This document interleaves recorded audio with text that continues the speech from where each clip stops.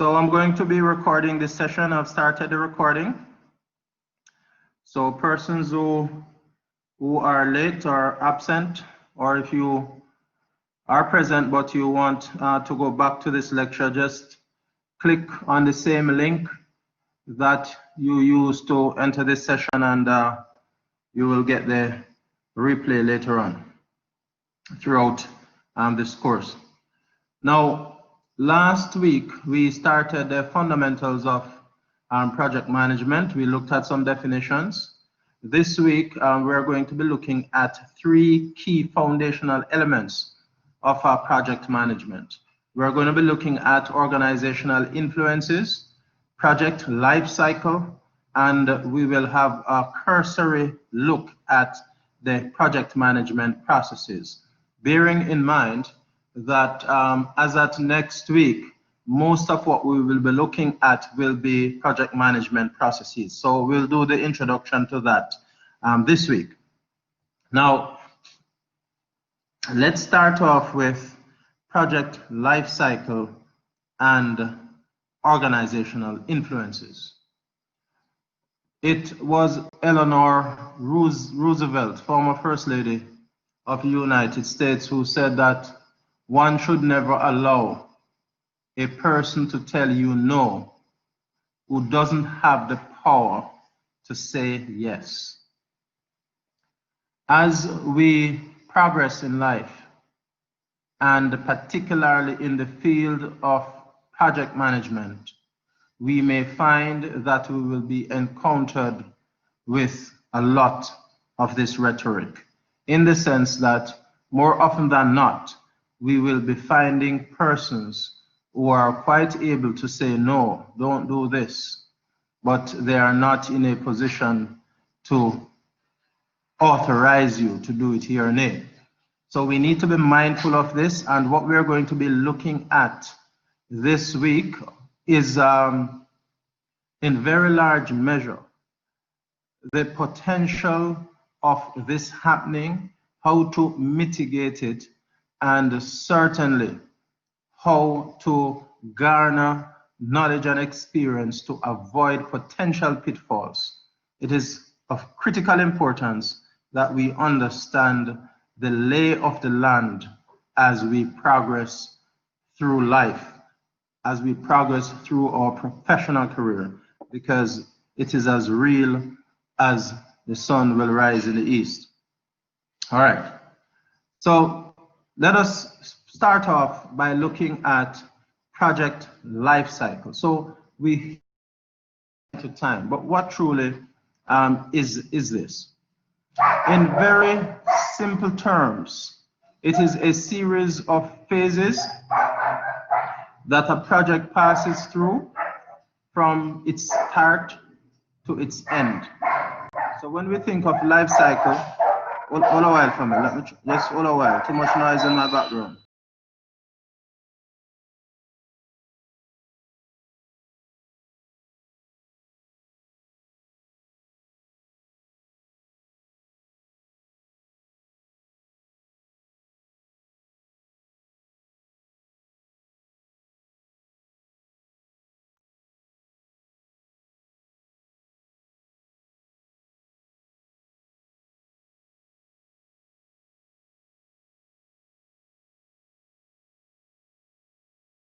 In a short while. So from the first phase, which is your initiation phase, through to project closure, that represents your project life cycle from the moment you conceptualize that project through to the end. So essentially, when we think of project life cycle, what we are thinking of is that basic framework within which the project will be managed. There are 2 major types of project life cycles that we will come up across. That which is referred to as the predictive life cycle, meaning that we are organizing it, we are structuring it in the manner we anticipate it to be. And then there is the adaptive life cycle. The adaptive life cycle is essentially one that does have some amount of planning, but the conditions or the environment may have a significant portion of unknown that we adapt to as we go along, okay?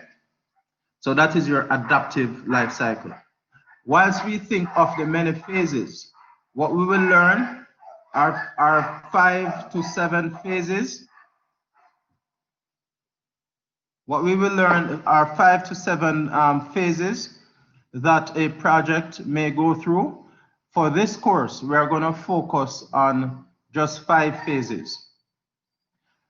But what we will learn is that whilst we go through the life cycle of the project, that is from the beginning to the end, this could be done in a sequential manner, meaning the activities that are performed under the project could be done in a sequential way.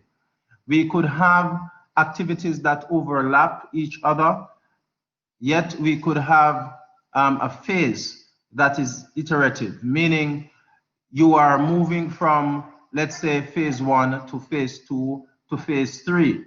But whilst you are at phase 3, you have to go back to complete activities in phase 1 or phase 2. So you are moving between phases.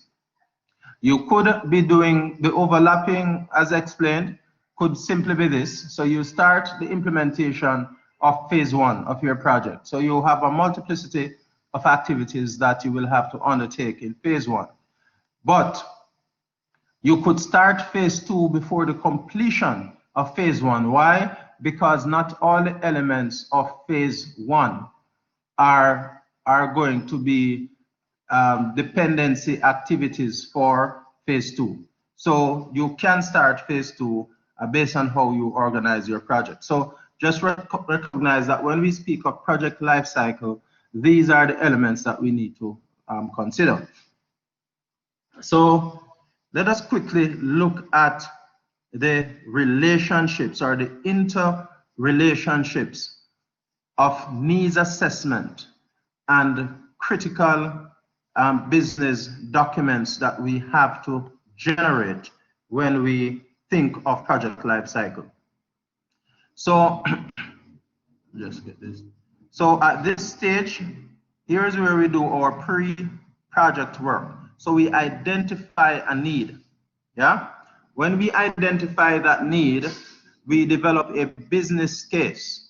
And in developing the business case, we also need to identify the benefits that will accrue from us doing this project.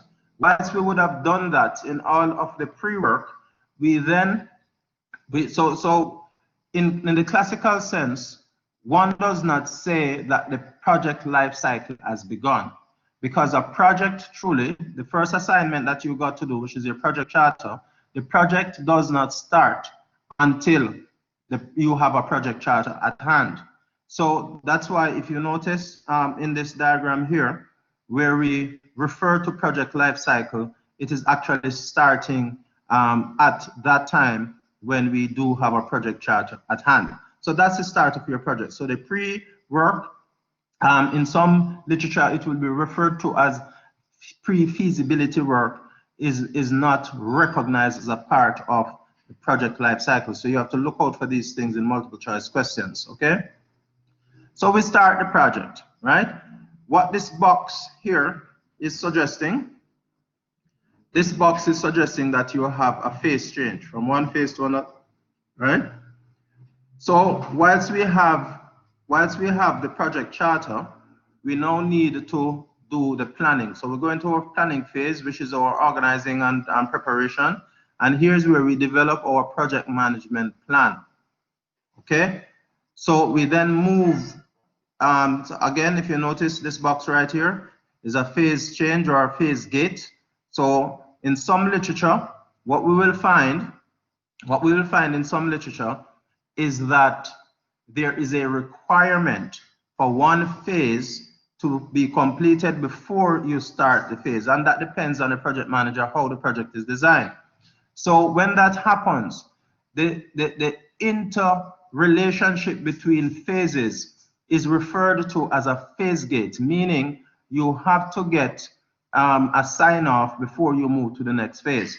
And as I would have said in the slide before, some projects are iterative, meaning you can start, not complete an activity in this phase, and you start activities in the next phase. So they are running in parallel. Okay? For projects like those, so designed, you don't need a phase gate. Okay? Then in this section, what we're doing is actual implementation. We're carrying out the work. And in this section, what we're doing, we're doing project closure. We're closing out the project. So this is an exemplification of the generic phases of projects. There are important things that, whilst I would have said this before, in the 6th edition of your PMBOK that you have on Moodle, uploaded on Moodle, we need to leave here with the understanding that a project can be divided into a number of phases. I did say 5 to 7. That's typically what you will find. In most instances, 5. And so, just to put in context what a project phase is truly a collection of logically related project activities that culminates in the completion of one or more deliverables as per the PMBOK. I did say before that that they are mainly completed sequentially, but they can overlap in some situations. Now, let us have a quick look at, how we treat with the phase. Remember, we said earlier that we have the pre-project, this area in yellow. That is when we carry out our pre-feasibility studies, etc., right? So we have our concept and we test it by way of some study. We get to the point where, yes, we now want to implement the project. So here is when we generate the project charter and we engage the project manager. And we go through the various phases. Here it says phase 1, phase 2, phase N. So it could go up to 4 or 6 here, right? Or any number of phases, but typically, as I said, 5 to 7 phases. And at the end, which is the final phase, which is when we're having handover, acceptance, and project closure. The project is commissioned, then we have project closure. We are going to be looking at the various process groups, 5 process groups. What this is saying here is that processes within those process groups are applied across the full gamut of the project. So this is another representation of project life cycle. But let's look at it in a more granular sense. So here is the start of the project. So we have already created a project charter. Yeah, the project charter has been created and the project has been initiated. So what does initiation mean? The initiation will or could include some pre-work. So here in the pre-work is when we pretty much at a very high level determine what it is that we want to do for this project. Here is when we are doing preliminary works that will feed into the project charter, and that is what is done at initiation to include a determination of the scope at high level, and in addition to that, an indication at the highest level as to what the budget will be. No granularities at all. So here's where we start initiation, and this will move with time, will peak, and then it will get to the point where this particular phase is completed. But in most cases, whilst we're doing the initiation, we start some amount of planning, right? And the planning means that we're doing the developmental works, we are doing detailed schedules, detailed budget, we are doing risk analysis, and we are defining quality, and we are communicating with key stakeholders. So that planning peaks at a point where we can take a decision based on the alternatives presented to us as yes, we want to move ahead with the project. But what we will recognize is that there are very minimal levels of execution, because there's some theory that will suggest that planning is a part of execution, because you are doing actual work that is feeding in to the seamless execution of the project. And that is why this graph, as you see here, is suggesting that the level of effort is minimal, but some amount of execution is taking place until we pass this crest of planning, suggesting that the bulk of the planning is done and is accepted. You recognize that we move into the execution phase in high gear, and a very large chunk of your project is going to be execution. And then you start winding down. But you start closing out your project even before execution is done, because there are a number of things that we do when we are closing out. We are collecting data. That data, we are analyzing it. We are preparing it. We are engaging our stakeholders. We are documenting lessons learned, etc., etc. So we are closing out the project. But a very, very important element of the project life cycle is how we monitor and control the project. Look at your dotted line. From the beginning of the project, we have mechanisms that we use to monitor and control our project. This is very important. And so right across the project life cycle, there is some amount of monitoring and controlling taking place. And ordinarily, this is supported by the use of tools that we will get into later. Now, the importance of project life cycle and the planning aspect of it must be underscored. The literature suggests to us that a failure to utilize effective project management procedure is, in a sense, counting on luck. In industry, failure to utilize these appropriate project management systems result in cost index metrics averaging 1.29. What this is suggesting is that your cost will likely overrun in the order of 29%, or at least those projects that were reviewed at that time suggested that they had a budget overrun by 29% because they were not utilizing proper project management tools and systems. Now, if we go back, here it says that the front-end loading indices. So FEL means front-end loading. The front-end loading indices for 97% of these projects were unfavorable. So what is this suggesting to us? When we go back to this graph, all of the work leading to the point where we had final investment decision, and I'm going to get to a graph that shows us that clearer. Most of the input, all of the work done in initiation and the initial planning was improperly done. And if this aspect of the project life cycle is not treated properly, we can end up with the front end loading of the project being in such a way where the cost index metrics will be unfavorable, right? So we have to recognize that the good project definition, as it is referred to, is of absolute importance to ensure that our projects have good cost index metrics. Now, it is important that we look at this particular graph, right? Let us think of a project, and we are going to plot a number of graphs.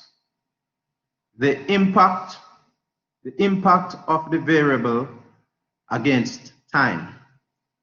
The first variable that we want to look at is the stakeholder influence, right?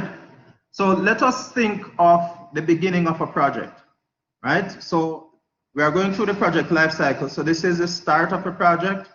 We are doing our planning, we are doing our execution, and we are doing, remember, we start from the beginning, we are control and monitoring throughout the project, and then we are doing project closure. The first graph we want to look at, if this one that is light orange if this graph represents, or not if, it actually represents the influence of stakeholders on our project and the impact on the uncertainty and the risk. What this is saying is that the influence on your project is highest at the beginning of your project. The impact of the influence on your project by stakeholders should be decreasing as you go through your project life cycle, as the project progresses. Okay? In addition to that, if you were to look at the impact of cost, and these are unplanned costs, right? And the addition of resources. Go ahead, Marcelo. Yes, sir. Morning. You said at the start of the project, this orange line represents the impact of stakeholders, and as the project goes along, it decreases. When you say the impact of stakeholder decreases, but what does that really mean? All right. Supposing, remember, we're going to be doing project stakeholder management next, I think it's next class, right? Let us imagine that you are doing a project and you have various stakeholders. Supposing your project is the construction of 100 housing solutions somewhere in Portmore. That's your project. You have some stakeholders that are living nearby, right? Nearby your project. And they don't want you to build the 100 housing solutions because they are living in an affluent community and you are coming to build 100 solutions for lower income people who will likely ghettoize the area in a short while. So that means whether they like it or not, or whether you like it or not, they are key stakeholders to your project, because a stakeholder is anyone who can impact or be impacted by your project. Agreed? With that understanding, they have an influence on your project because they can become what we call a NIMBY group. NIMBY means not in my backyard. So they don't want your project. The moment they get wind of the project, right, they are going to start to lobby that your project be not constructed, that you don't implement the project. So their influence before you even start the project or at the start of the project will be greatest. The moment you start that project, right, their influence should become lesser and lesser. The project manager should be in a position to be engaging all stakeholders in this fashion, to be demonstrating that as the project progresses, their influence becomes less and less. But let's say the project manager failed to influence them sufficiently to be an onboard stakeholder, and the project manager is called upon to make alterations. Supposing, for example, you had a chain link fence in your initial design that was supposed to be separating the property that you're developing from existing stakeholders. Now, what you may be called upon to do, if you did not settle that at the beginning of the project, is that you have come to an agreement during the period of execution of your project, that you are going to not put a chain link fence, but you are going to put a concrete fence. What will that do? This is the point at which you made that decision. You notice what's going to happen? It's going to impact your cost because now you have to add a concrete fence that you didn't plan for. So cost is going to rise. So again, what this graph is showing, that the impact of cost on your project will worsen as you progress. So there are three project baselines that we're going to look at. We're going to look at cost baseline, we're going to look at schedule baseline, and we're going to look at scope baseline. These are sacred, meaning when you develop a project, whatever you agree to as your scope, you don't want to change that during the course of the project. Because if you change your scope during project implementation, quite likely it is going to be far more costly than if you had included that scope at the design stage. There's that what costs What costs one measure to address on the drawing board will cost you 1,000 measures to address in the field. So you do not want to be making changes to your project in the field. So project life cycle is demonstrating the impact of these unplanned activities on your project. The same, so basically, go ahead, GB. Yes, sir. Good morning. So basically, you're saying that you need to ensure that you have everything planned out from the start of the project before moving forward, or else you're going to incur a lot of increased costs by making constant changes. You're absolutely correct, but it's not only that that is going to happen. We have some slides to address that very soon as we go a bit further. Okay? So whatever your scope is defined, make sure you engage all the stakeholders from very early to ensure that you have an understanding of what their requirements are, so you capture everything in your scope document from very early so that you plan for it. If the scope is changed during the course of the project, it comes with a number of headaches that you don't want. Go ahead, Chade. Yes, sir. Yeah, basically what you said just now in terms of addressing what Mr. Morrison just said, because I was thinking that if it was a case where, with that same fencing issue, if it was a case where from the get-go interaction was done with said stakeholders, so that he would be able to consider all possibilities of like the different types of fencing that Right. would come into play, then his cost basically wouldn't have been out of the expectations. You're absolutely correct. So that is the objective. And that's a part of what you should leave your understanding with this project.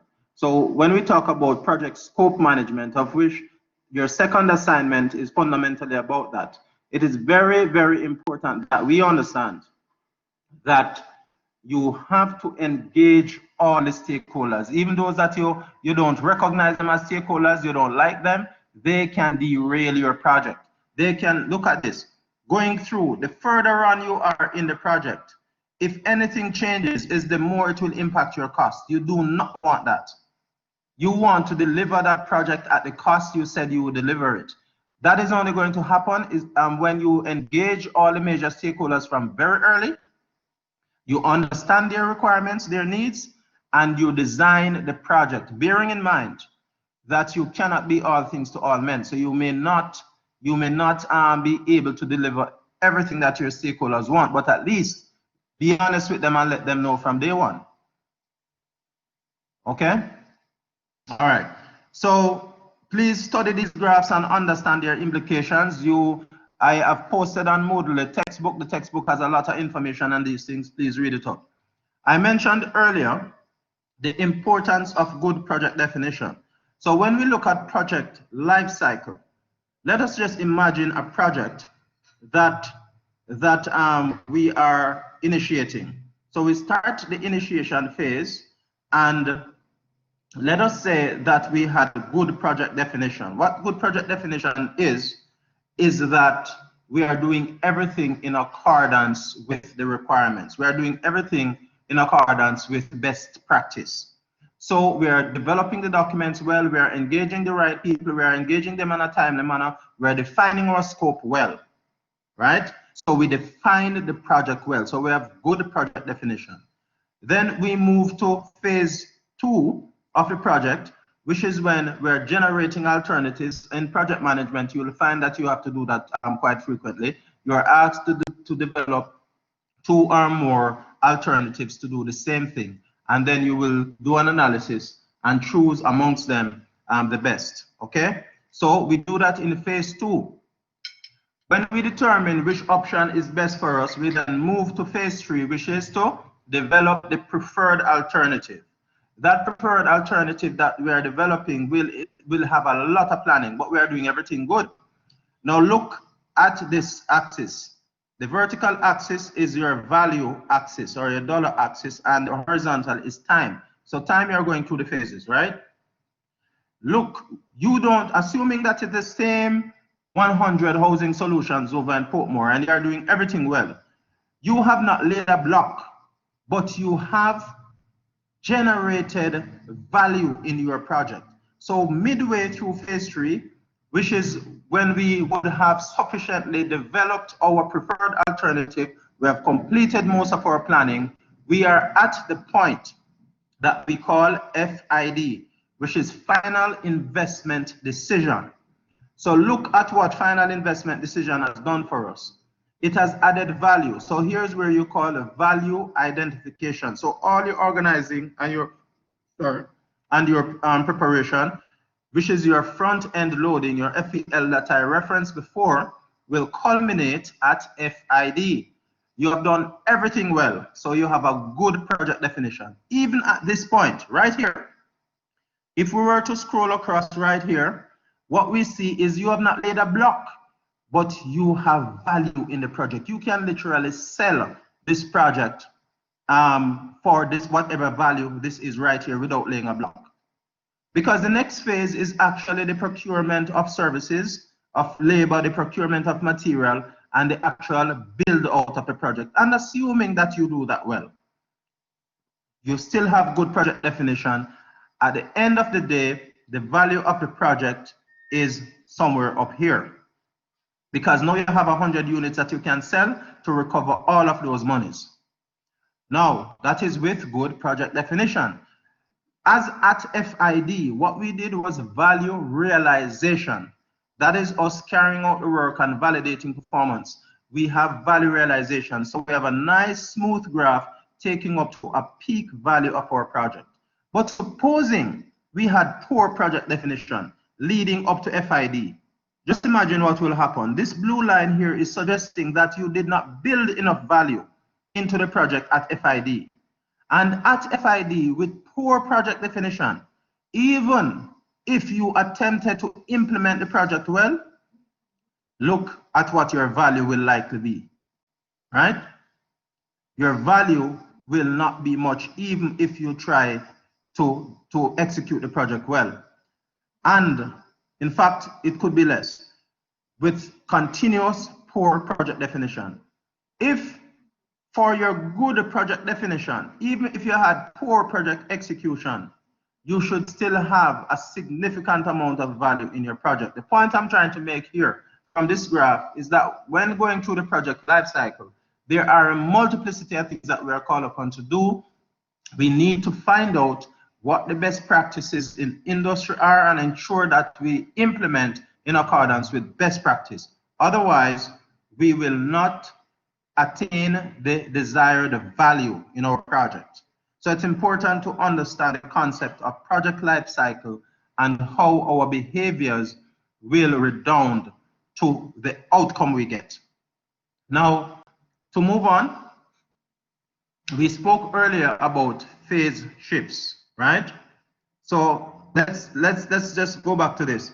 Remember that these are phases. We said that we could have phase gates right here, where when we finish this gate, we validate that the work was done in this phase, and then we get new approval to move on to phase 2. We finish everything in phase 2, we come to our next phase gate, and we examine that which was done, we get sign off and authorization to move on to phase 3. Some projects are run like that.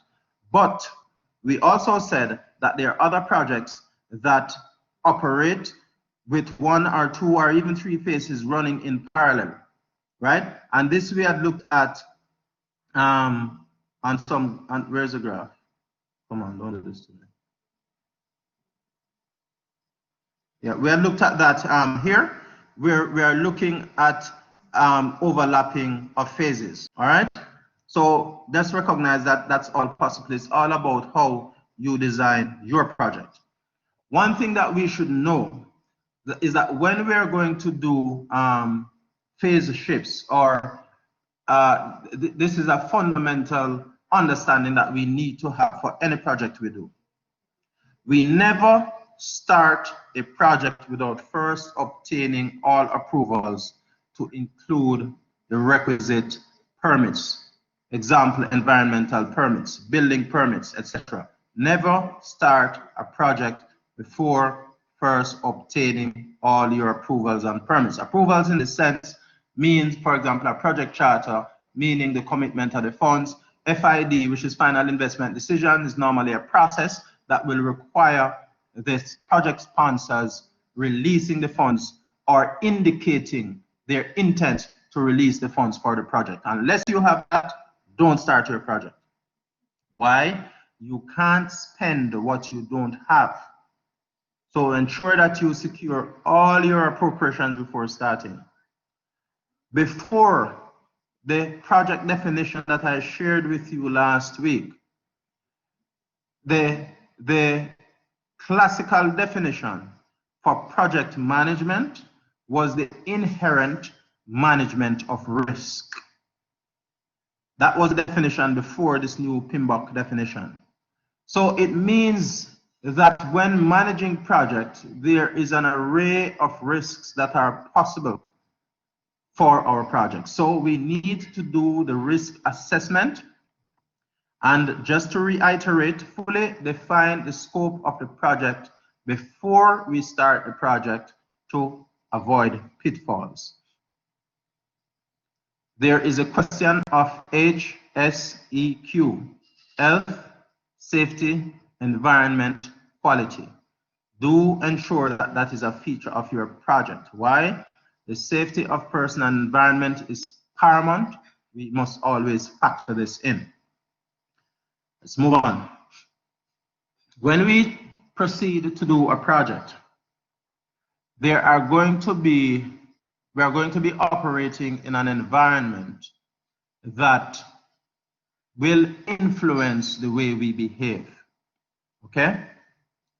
So let us think of the different influences that we could have.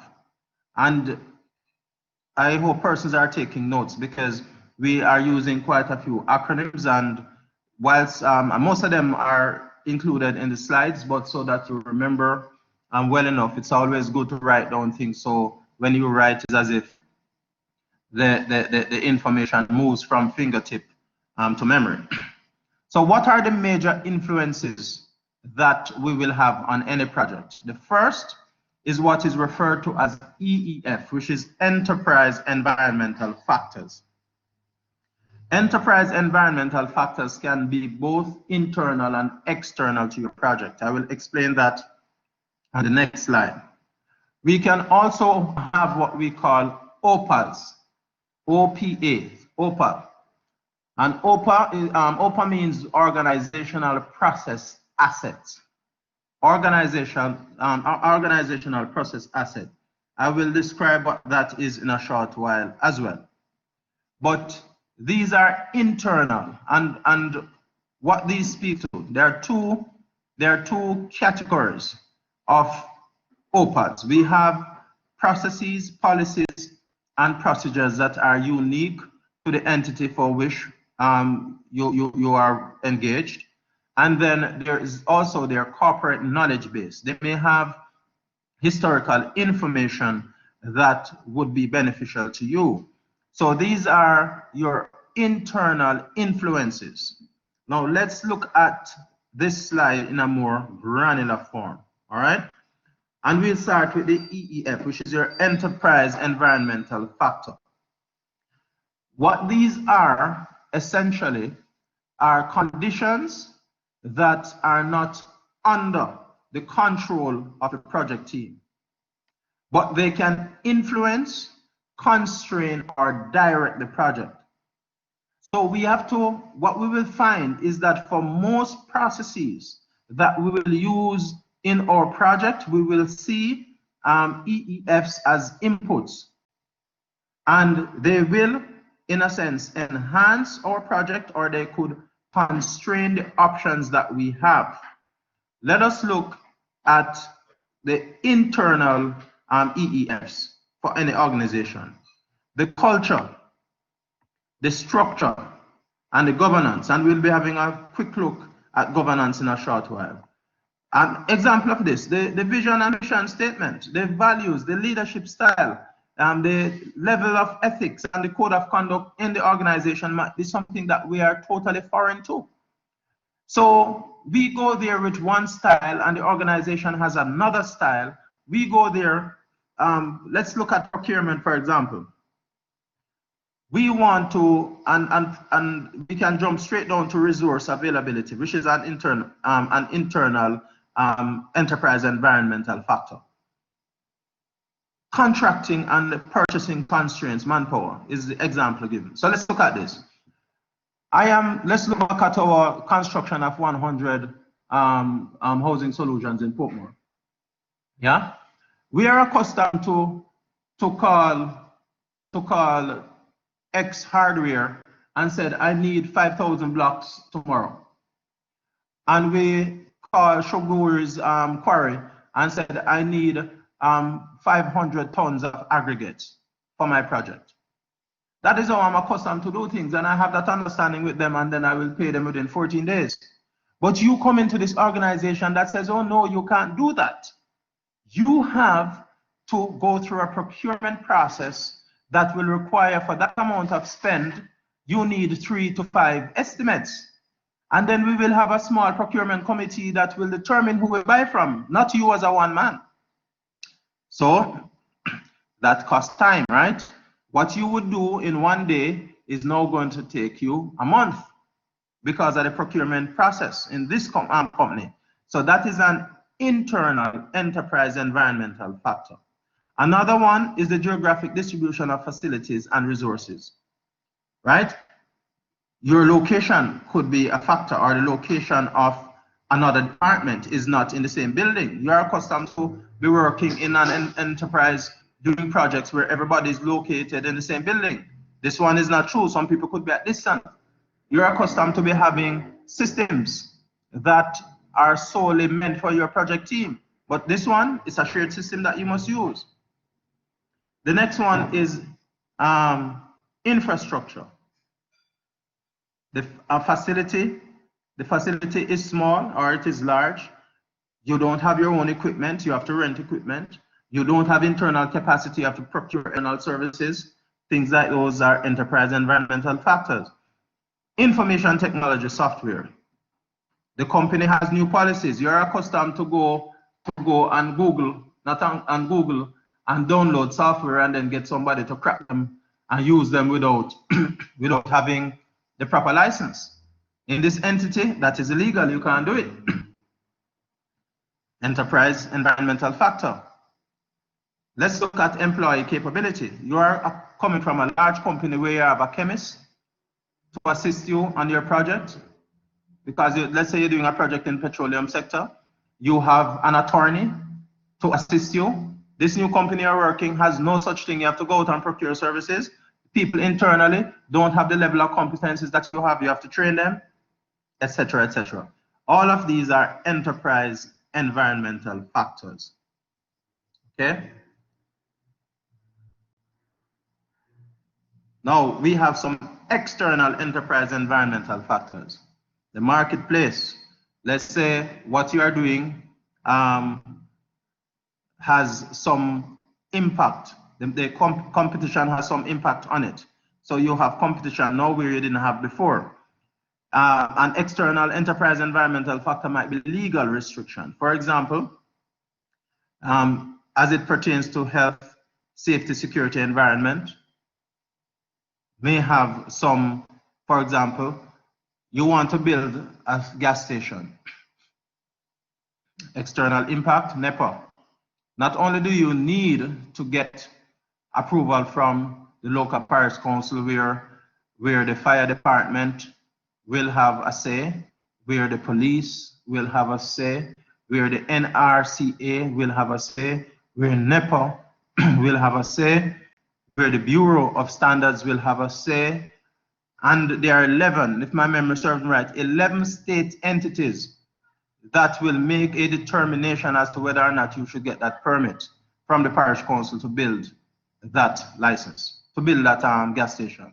But beyond them, though NEPA had a role to play, NEPA is saying to you that when you are going to put the underground tanks, we have to be there to observe that you do the things the right way. And we are not available. You tell them, you give them the schedule, something goes wrong with the schedule, either your schedule or theirs, and then they are not available for the next 3 weeks. You can't put that tank in, well, you can put it in, but you can't cover that tank until they have come to do their inspection, etc., etc. So here's an external enterprise environmental factor, and the others are the same. So we made mention of that, but there is government or industry standards, issues of quality, issue of inflation. At the time you design your project, the dollar was 135 to 1. At the time you're doing your implementation, it is 145 to 1. So inflation rate, did you factor the inflation rate in when you're doing it, when you were doing your cost estimation? All of these are things that must be considered in project management. Otherwise, they become enterprise external, enterprise environmental factors, which are external to your project. The fact is that the more information you have, the more you know, is the better you can plan to mitigate them as risks on your projects. All right. Another enterprise environmental factor can be weather. Right. We have a hurricane season in this country that starts in about August, leading all the way up to November. Do you want to be doing a construction project at that time? Do you want to be doing the foundation of a construction project at that time? The month of May is known to be a rainy month. If you're going to be doing a construction project, do you schedule your project to be doing the foundation in the month of May, where you could do all your excavation, you could put all your steel work, and then heavy rains come and you have to remove the steel work again and redo them? Things like that are considerations that you must have as a project manager when you are designing your project. Look at the enterprise environmental factors. Those that are external can be most deadly. At least you know the internal ones and you can plan to work with them. It's the external ones that are most compelling. Let's move on to looking at organizational process asset. What are these? So we looked at EEF just now, we're looking at OPA. These are knowledge bases specific to and used by the organization and are typically inputs to most planning processes. So what are these? OPA, they come in two categories. So you go to work in this entity, they have their own processes, they have their own policies. So that's the first category. And then you have what is known as a corporate knowledge base. The corporate knowledge base, let us start with that, could be their operational forms. So the company has a form, let's say, to do inspection. So I am going to do an assessment of a project site, what we call a greenfield site. The site is new. Nothing is built on it, but we are going to construct something on it. So you have a special form that is already in the company with certain questions predetermined that you must answer prior to you starting the planning phase of the project. So you take that form. So that is something that is good. But let's say you have a brownfield site, a site with a construction there, but the construction might be old, the building might be old, and you want now to do a knockdown and rebuild, or you want to optimize the existing facility. They also have a form that you will take to do the inspection and to capture the data. All right, supposing your project is about the engagement of, well, every project will be about the engagement of stakeholders and documenting the requirements of each stakeholder. They already have a form for that.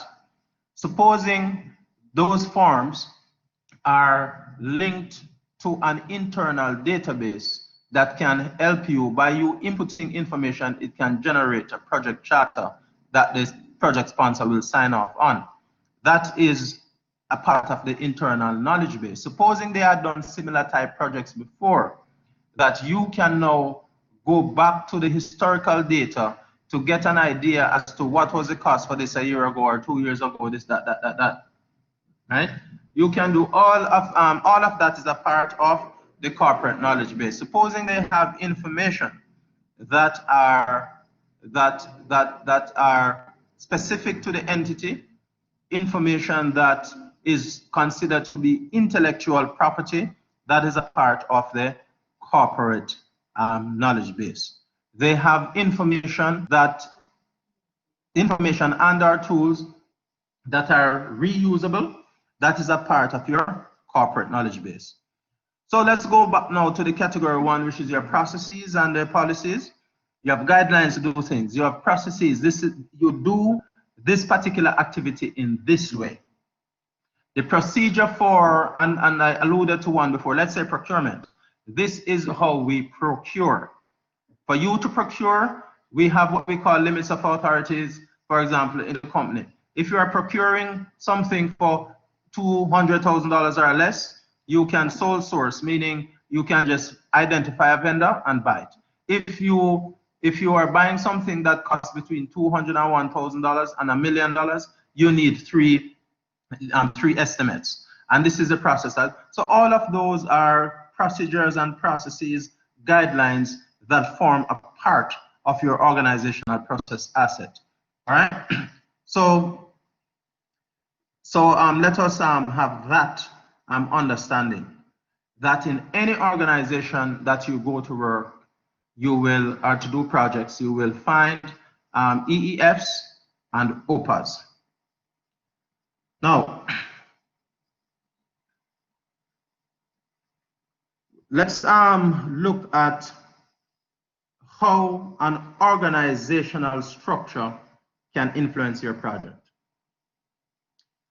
There are 5 main types of organizational structures that we want to look at this morning. And the fact that you already have this information, we're not going to spend our time on it, but we have what is referred to as a functional organizational structure. That is normally a centralized type of organizational structure. We have the matrix type structure. A matrix structure can be weak, it can be a balanced matrix, or it can be a strong matrix. And we have what is known as a projectized structure. In more recent times, we have hybrid structures, right? And at the bottom here, where you see PMO, right? PMO means a project management office in an environment where you are doing a vast amount of projects. You could have a PMO, right? We're going to get to PMO later on, but what we want to focus on are the characteristics of these different types of organizational structures. Your typical organization that you will know, let's look at a government or in a company.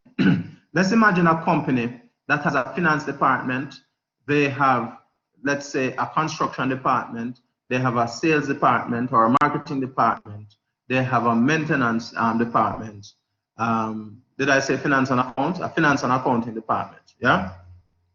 And they may have an health, safety, and environment department. Those are five departments that I named just now. They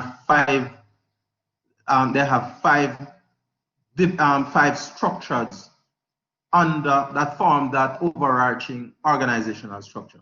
So those five functional areas will have 5 functional unit heads, or 5 departmental heads, or managers if you want. And those managers will likely report up to, let's say, a general manager. That is what is referred to as a centralized functional structure.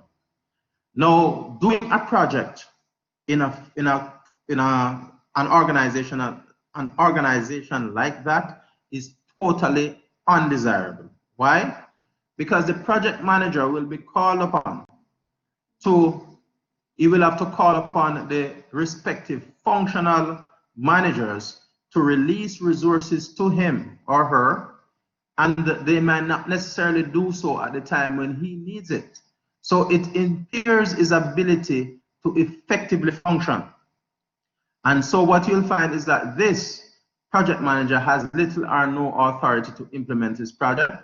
he has no full-time team to support him, and he has little or no authority. You don't want that. For the matrix structure, we start with the weak matrix. The weak matrix is similar to your functional structure.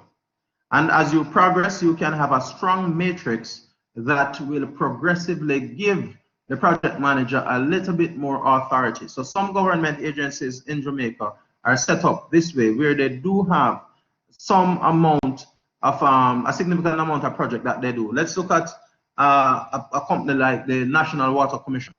The NWC is set up in such a way that they have what is called a strong matrix, matrix organizational structure.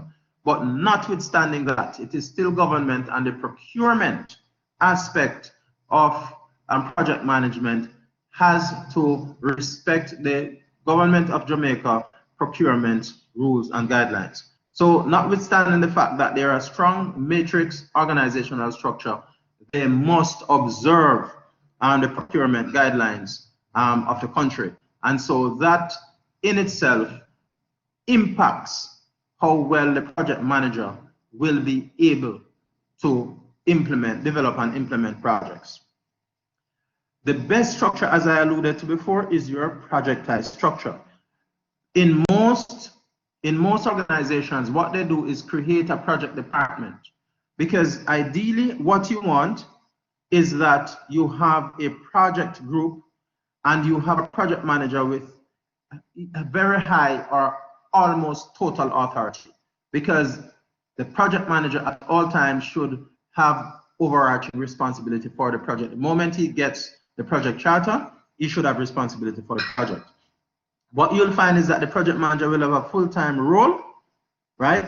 And he will have resources available to him or her consistently, and the budget will be managed by the project manager, and all team members will be full-time.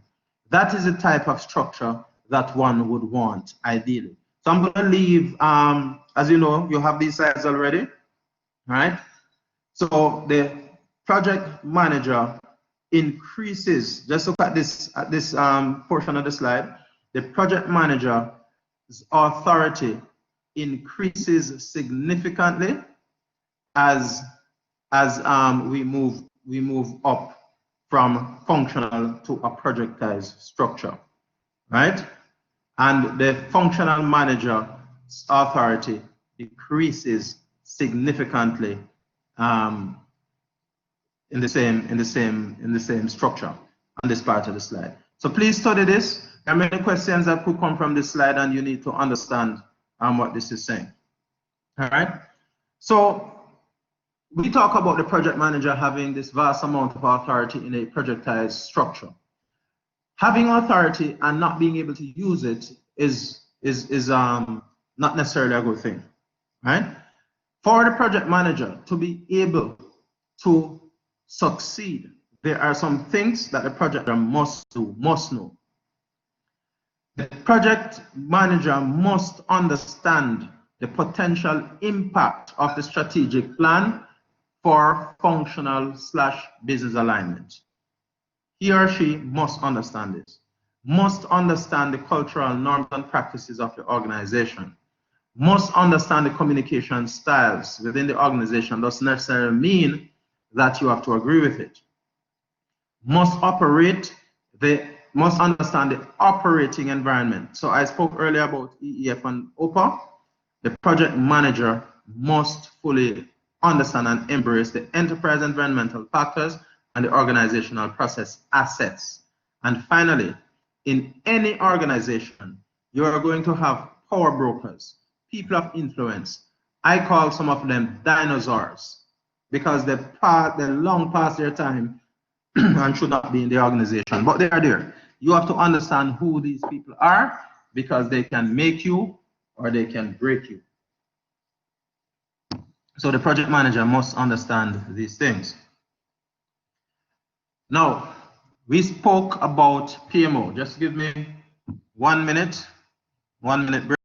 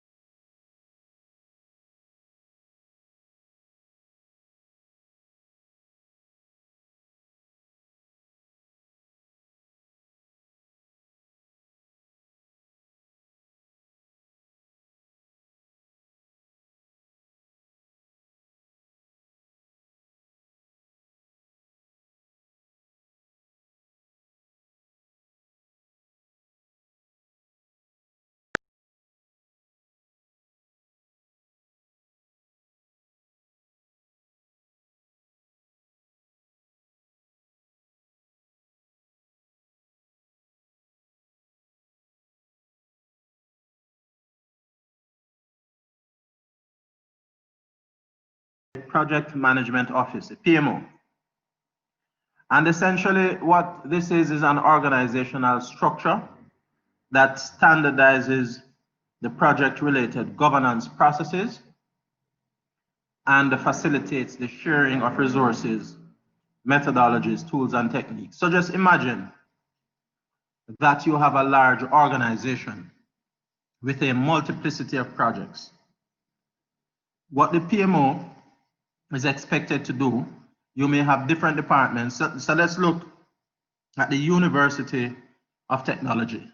Large organization, many faculties, many departments, all of them doing at least one project every year.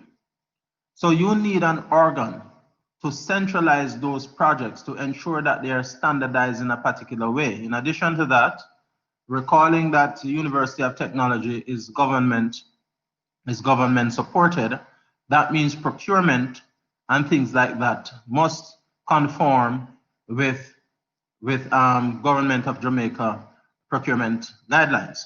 In that sense, all of this would be channeled, the PMO is channeled through the PMO to ensure that when goods and services are being bought, they are done in a structured and deliberate way to be consistent with the law of the land. In addition, there are other reasons why the PMO makes sense, and we will get through some of those in a short while. Now, the PMO could come in different forms. It could be a supportive PMO, in which case all that the PMO does is to provide consultative support to projects. It could be a controlling PMO, right? It will provide support and in such a way to ensure compliance, so it is controlling. And it could be directive, meaning it has control over the projects. So the projects are being run through the PMO. So those are the three types of PMO structures that we could have. Now, the PMO is said to, sorry, I think I duplicated. Okay, so this slide is duplicated. I need to, all right, so pretty much this slide is duplicated. So what we need to look at is in a very simple form, what is it that the PMO represents? It is said that the PMO assures, it governs, it standardizes, it supports, and it informs. And if we were to look at these 5 elements, we will get a very good picture as to why we have a PMO, right? Now let's look at the project manager. What is it that the project manager is called upon to do? This is the person assigned to lead the team, and this is the person responsible for achieving the project objectives. Okay, so the project manager is responsible for strategy, solicits teamwork, monitors the project, plans, and assures quality. These are the 5 main functions of the project manager. But let's look at a broader list. The project manager is responsible for project definition, for document management, stakeholder engagement, project planning, resource allocation, leadership and motivation, progress monitoring, risk and issue management, delivery and control, budget management, managing dependencies, attend governance meetings, quality assurance and control, change control, project closure, and review of lessons. So it's a very broad gamut of things that the project manager is called upon to do. But an important element is the planning, or the 2 most important elements are the planning and communication. right? So the role, responsibility, and competencies. There are some skills that are required by the project manager. We spoke to leadership, team building, motivation, communication, influencing decision making, political and cultural awareness, negotiation, trust building, conflict management, and coaching. All of these, the textbook has a lot of information on this. You have the textbook on Moodle, so please. But here's where I really want to pause for a moment to have a deeper dive into who a project manager is and what are the capabilities or what they ought to be. And for us to understand that, let us have a look at the PMI talent triangle. The PMI talent triangle is divided into 3 components. You have technical project management, you have leadership, and you have strategic and business management. So the project manager must have a very good understanding of these 3 pillars of the talent triangle. So when we talk about the technical pillar, this covers agile practices, data gathering and modeling, earned value management, governance, life cycle management that we just looked at, performance management, requirements management, traceability, schedule management, scope management, time, budget, and cost estimation. So on the technical side, that is what the project manager is required to know, to do. But then there's a leadership side, and this requires some amount of brainstorming, coaching and mentoring, conflict management, emotional intelligence, influencing interpersonal skills, listening, negotiation, problem solving, and team building. On the strategic and business management side, the project manager needs to fully appreciate benefits management and the realization of these benefits. Business acumen, business models and structures, competitive analysis, customer relations and satisfaction, a relationship, the industry standards and the industry knowledge, the legal and regulatory compliance required, market awareness and conditions, operational functions. For example, finance, marketing, procurement needs to understand that, and strategic planning, analysis, and alignment. So one recognizes that project management is general management. Project management is the leadership. Project management is having the technical acumen to getting things done. So a good project manager will be well fortified in these 3 pillars of the talent triangle. So we move on to the last segment of today's lecture, project management processes, right? And so for project management processes, we start out by answering the question, what is a process? And truly, this is a set of interrelated actions and activities performed to create a product, service, or a result. Now, project processes are characterized by 3 main things. In some literature, you will see where a process is characterized by 5 inputs. But I'm going to explain what that is, just in case you're reading somewhere where you see that a process is characterized by five inputs. Here, utilizing the PMBOK, we will align ourselves with the PMBOK since the PMBOK is a global standard, and we will appreciate or accept that any process is characterized by 3 inputs, but it is influenced by 2 additional inputs. And so the first characteristic will be all of those inputs necessary for the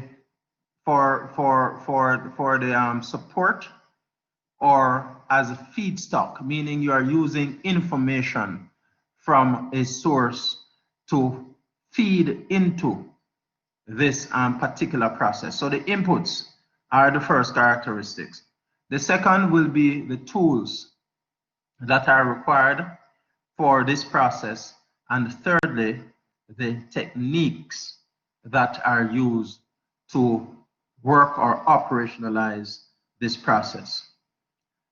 The influences we went through before will be the prevailing conditions of the organizational process assets and the prevailing conditions of the enterprise environmental factors. So these are your 5 inputs and influences as it pertains to a process. So let us understand this. And I'm going to show you as we go along how these play.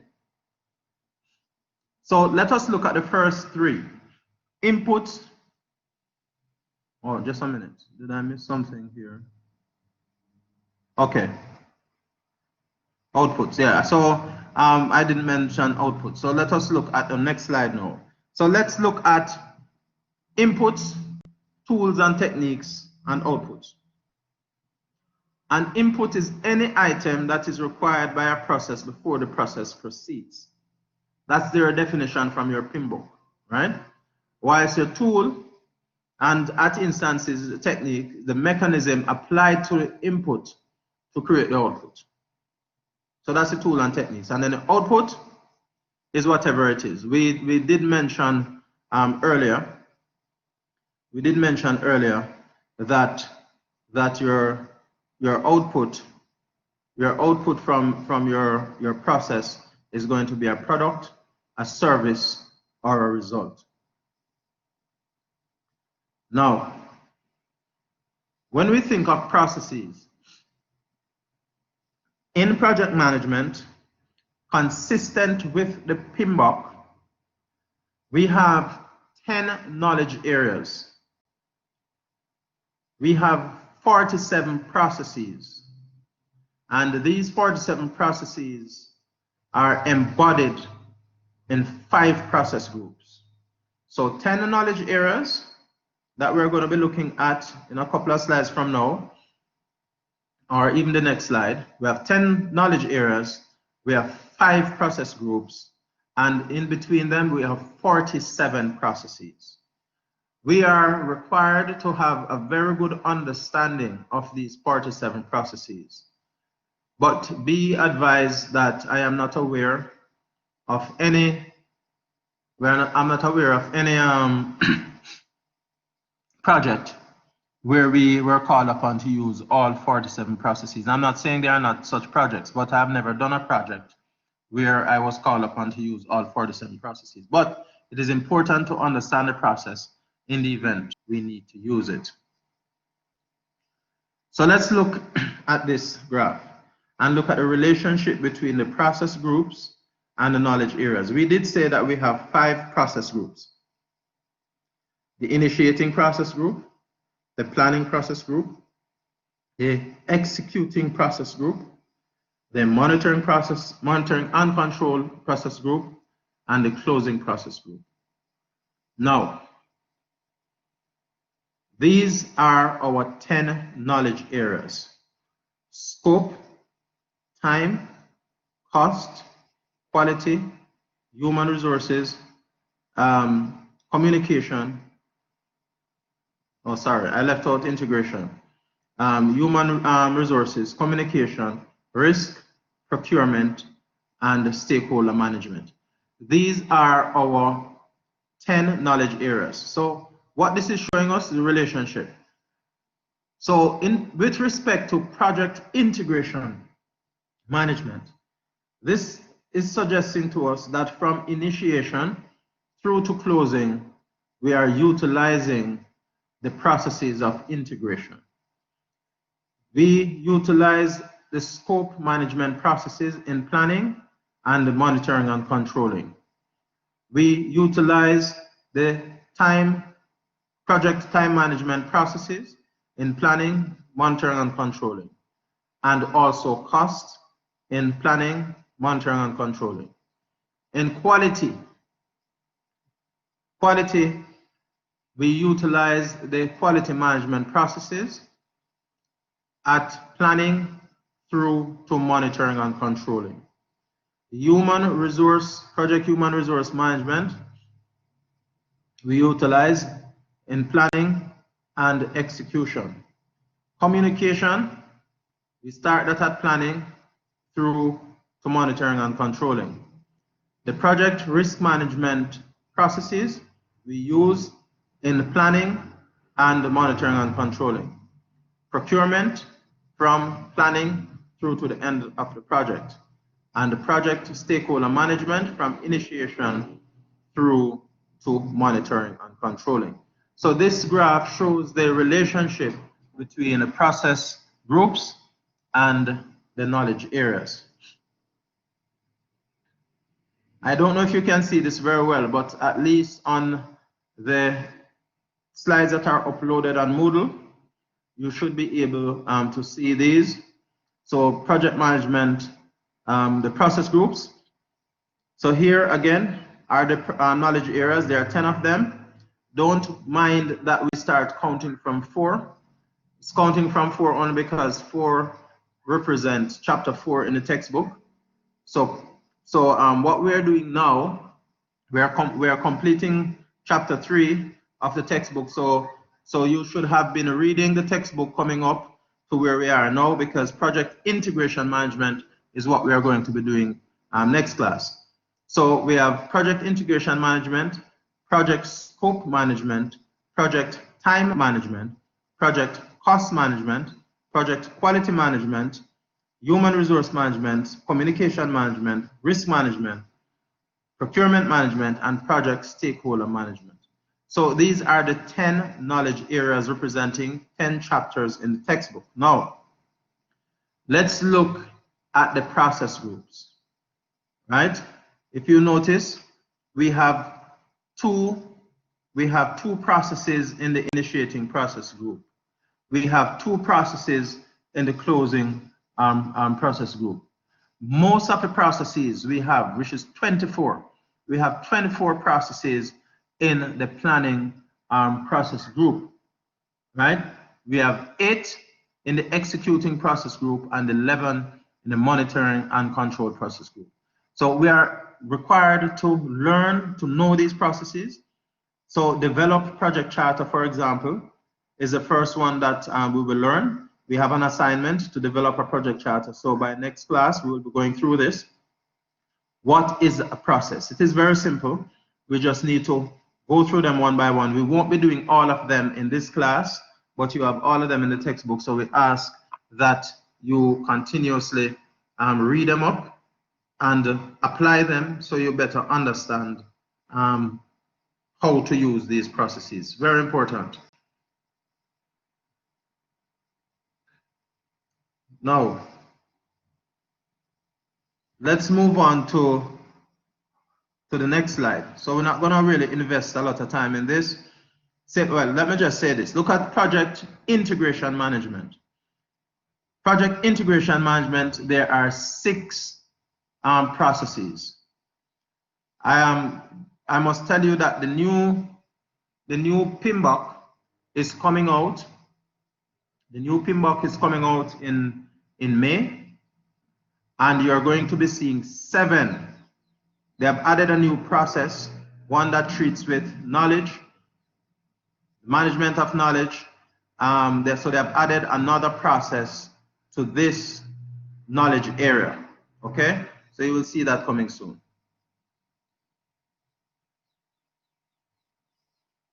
Okay, so this information I already shared with you. The knowledge area we already went through. So let's quickly look at this knowledge area, project integration management. What are we called upon to do? In project integration management, we will be called upon to apply 6 and very soon 7 processes. The first is develop project charter. When we develop a project charter, it is a formal process. If you look at your at Moodle, you will observe that I uploaded a template for project charter, and you're asked to commence your assignments. There's one group that has already sent me their listing. I did say that by today's class, everybody should have sent me their listing as to who the group members are. I've received from one group. So as of today, I expect that we're going to start our assignments. The assignments are pretty involved. Assignment number 1 is very straightforward, and you can hit that out in a week, 2 max. Assignment number 2 is very involved. Please start it now. Every semester, I appeal to students about assignment number 2, about them starting it, and they always wait until the appointed time to do it. Some don't get an opportunity to upload it, some upload it late and lose a vast amount of marks. Let's not do that this semester. We have no interest in people losing marks. We have no interest in people not get best grade they possibly can get. So please start your assignment number 2. I've indicated where to find the information. Most, if not all, of the templates that you require for assignment number 2, in fact, all the templates you require for assignment number 2 are already uploaded on Moodle. So you have no reason to say you didn't know what to do. In addition to that, I've indicated where in the textbook, in the Larson and Gray, that you will get information that will help you to understand assignment number 2. Notwithstanding the fact that we will get there, right? But you don't have to wait on me to cover those areas. You can start, and if you are having challenges when we get there, then you raise a concern so we can straighten it out so you finish your assignment on time. But you can start. All the information that you need is in the Larson and Gray, and the templates are already on Moodle. So there's no reason to wait on me to get to that area for you to do your assignment. Okay, so we will develop the project charter. I will share the template. I've already shared the template with you. You have that. We will develop a project management plan. So that is assignment number 3. Develop project management plan. So after you develop your project charter, after you do assignment number 2, then you will proceed to develop a project management plan, bearing in mind that assignment number 2 is a part of your project management plan.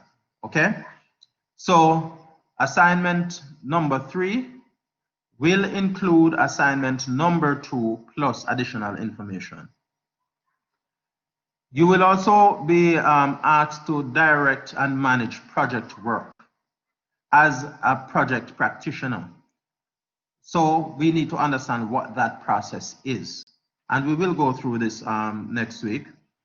Monitor and control.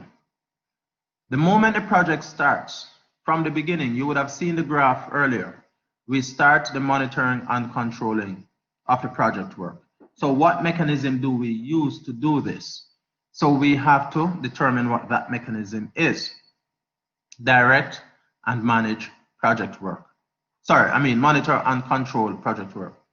A very, very important process is how we perform integrated change control. Recall at the beginning of this lecture, I said that we do not want a scenario where we develop a scope and part ways through project implementation, we are called upon to change our scope. We do not want that. That is not good. Why? Because in addition to it creating what we call scope creep, your scope is creeping. And as I speak to this, there is a video that is posted on Moodle as well in the video section that speaks to scope creep. It's about 15 minutes long. I would suggest that you watch that video because that's a very good exemplification of scope creep. So it will create scope creep. That's number one. Number two, we are going to learn about the triple constraint in project management. I think we did that last class. The triple constraint in project management speaks to the fact that if you change your scope, the likelihood of the other two constraints, which will be cost and schedule, they too will be impacted. 9 out of 10 times they are. So that's why you do not want to change your scope. So what do? You engage your stakeholders early. You collect their requirements early. You define your project well. So you have good project definition. You document well what is it they want, and you structure your project to deliver that which your project will allow you to deliver, and you communicate it to all your stakeholders to ensure they know. So let us say that you are given the task to do a community project, but you have only $20 million to do the community project. That $20 million is you expect to pay a contractor who has earth moving equipment to level an area, make it flat to the size that you want, clear any rubble or debris from the area, and then they will perhaps utilize heavy rolling equipment to roll it, and then you're going to put a water system. You're going to sow seeds because you want the area green. You might be playing football. You'll mark out a football field, you mark out a cricket field, whatever it is that you will do. But there are some stakeholders in the community, they're not interested in football and cricket. They're interested in netball. They're interested in volleyball. Some are interested in tennis. But hear what? You can't deliver so much to all. You have to engage with stakeholders, come to a consensus, and determine what you are delivering and make it known to everybody from very early, so there are not expectations of some of the stakeholders that will be unfulfilled when you start project implementation. Those persons that will have those unfulfilled expectations may be so powerful. They may form a NIMBY group, not in my backyard group, that will derail your project. So you get the project started because you didn't do proper consultations and engagement with them. They are now angry with you and your project gets derailed. And that's one of the reasons why you want to ensure that you engage all the stakeholders from as early as you possibly can to avoid these things, okay? So supposing you are running that project and you planned it the best way you could. You decided that you would not put a volleyball field in, because a volleyball field means that you now need to have a hard surface and you need to get a concrete base, put in steel float, finish, all of that sort of thing. That was never a feature of your project. Halfway through your project, these stakeholders decided that they must have that. And so the project sponsors and yourself got together and said, okay, we are going to do this. This is what you will now have to do. You will have to perform integrated change control. That is 4.5 on this sheet under your monitoring and control. But you have a form for it to perform integrated change control. So this is the change request form. I've uploaded a change request form on Moodle for your benefit as well. So what will you have to do? You will have to now go and do a study, a quick analysis of what needs to be done to provide the volleyball field, get the requisite drawings, right? If you have to get parish council approval, get the necessary parish council approval, quantify the cost, make the adjustment. Well, you will not make the adjustment to the schedule as yet. You have to then submit the change request form to the change request board. The change request board normally is chaired by the sponsor. So this change request board on which the project manager will sit will determine whether or not they are going to approve the addition of the volleyball field. Bearing in mind that the project manager in his presentation of the change request to the change control board would have indicated the cost, the additional cost, and the adjustment to the schedule. The change control board approves it. He will then need to make the adjustments to the schedule to facilitate the addition of the volleyball pitch or field. So the process of perform integrated change control, I just explained to you, and that is something that we need to study in more detail. Of course, the last one is closed project or closed phase.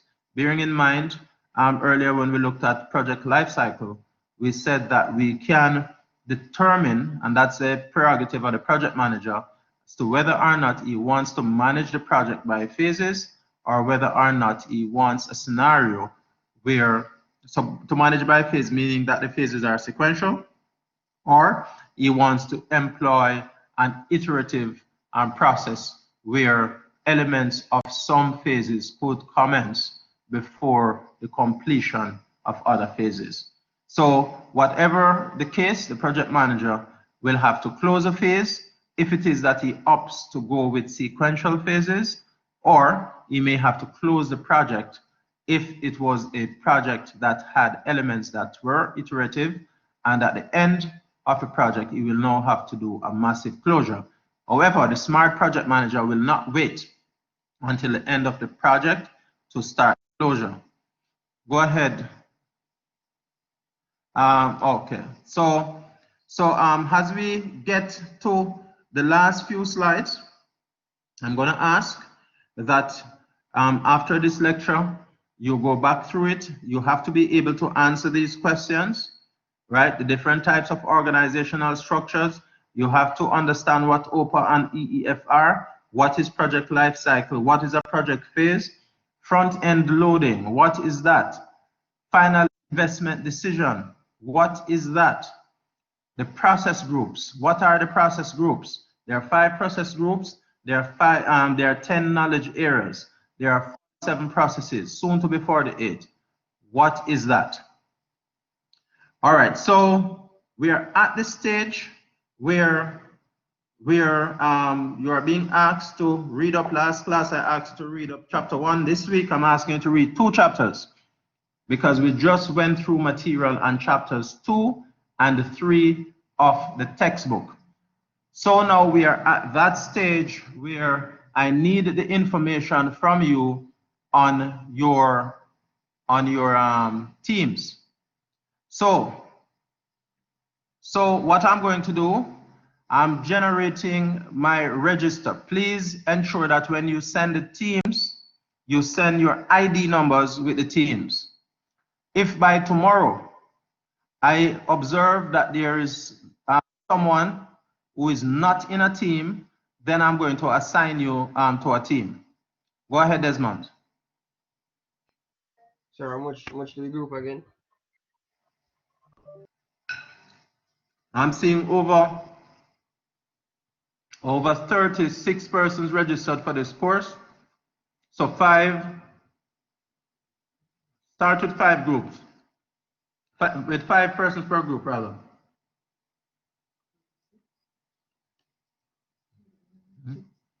Or just yeah, put it at 6. Put it at 6 persons per group.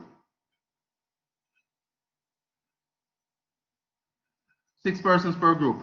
And please remember, I would have said it before, but let me say it again. 6 persons per group does not mean that you're going to split up the project and give a portion,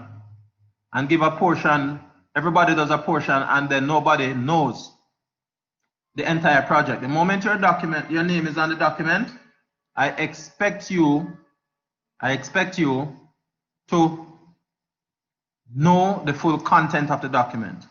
So notwithstanding the fact that you are all splitting the work and doing it together, when you're doing your defense, you'll be called upon to know all elements of the document. Next question.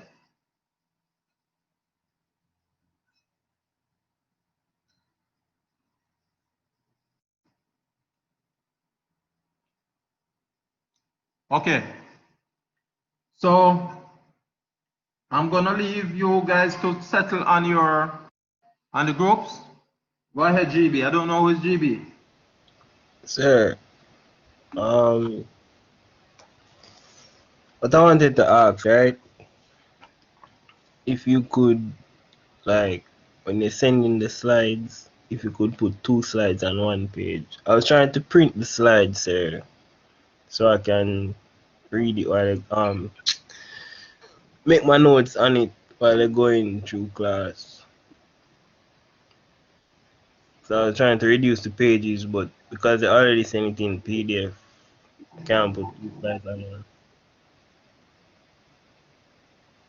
Well, I don't know. I can't promise you that. I am not that tech savvy to be doing all of them things. But you can convert the document, to whatever you want from PDF. Oh, okay, sir. No, Yeah, there are man. loads of free online software for those things. Okay, You sir. can convert if you want, but it's easy. All right, so I'm gonna leave you guys. I need this information on all groups by tomorrow. If I don't get it, then those persons that are not in a group, so I must get it by email. If I don't get it, I will assign you to a group and you live with it, okay? But do recognize that the assignments are already posted. So group 1, which is the first and only group that submitted something to me, I suggest you proceed. I think it was 5 members. You might want to add 1 more to that group and move on to start your assignments.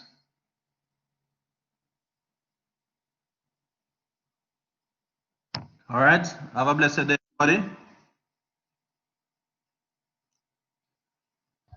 Yes, sir, you go.